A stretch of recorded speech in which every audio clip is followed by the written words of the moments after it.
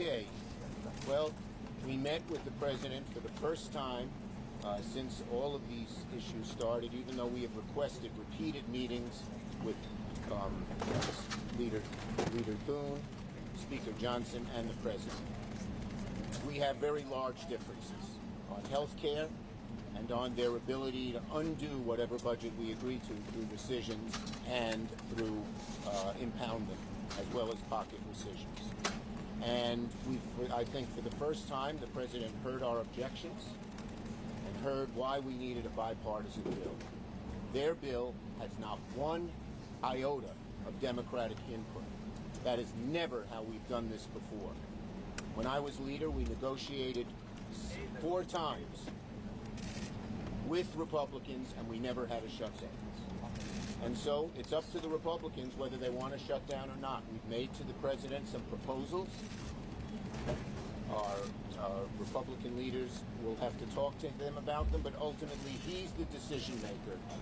And if he will accept some of the things we asked, which we think the American people are for, on health care and on rescissions, he can avoid a shutdown. But there are still large differences between us.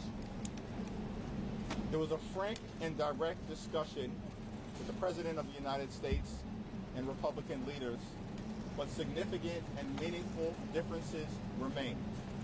Democrats are fighting to protect the health care of the American people, and we are not going to support a partisan Republican spending bill that continues to gut the health care of everyday Americans. Period. Full stop.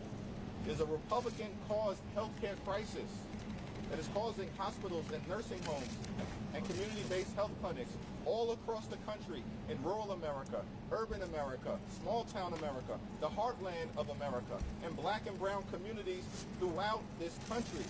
And that crisis is happening right now.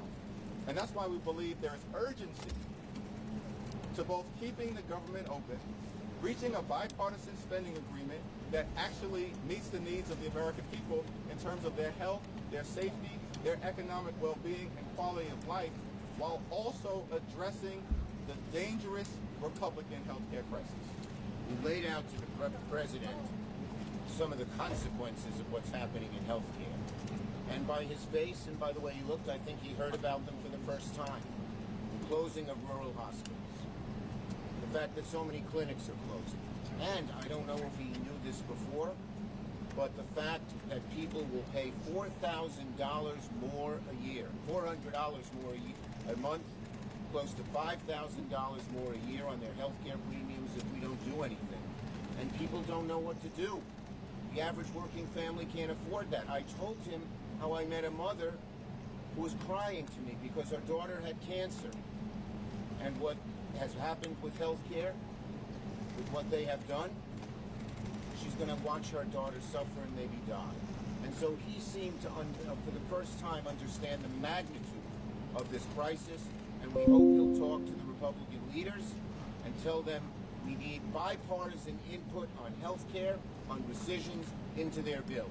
Their bill does not have these, they never talk to us. Thune didn't negotiate with me. Johnson didn't negotiate with Hakeem. And on the key issues, the Appropriations Committee, which has talked about 3 of the smaller bills, they're good bills, they said the appropriators couldn't agree and said kick it up to the 4 leaders. They still haven't talked. And let me say, we're deadly serious about addressing the Republican-caused healthcare crisis because it's a deadly serious issue for the American people. Largest cut to Medicaid in American history. Hospitals, nursing homes, and community-based health clinics closing right now. The fact that more than 20 million Americans are on the brink of experiencing dramatically increased premiums, co-pays, and deductibles because of the Republican refusal to extend the Affordable Care Act tax credits, which benefit working class Americans. And we pointed that out. I pointed that out. Working class Americans, their health care, that's what we're fighting to preserve, to defend, and to strengthhen. Leader Schumer. Will there be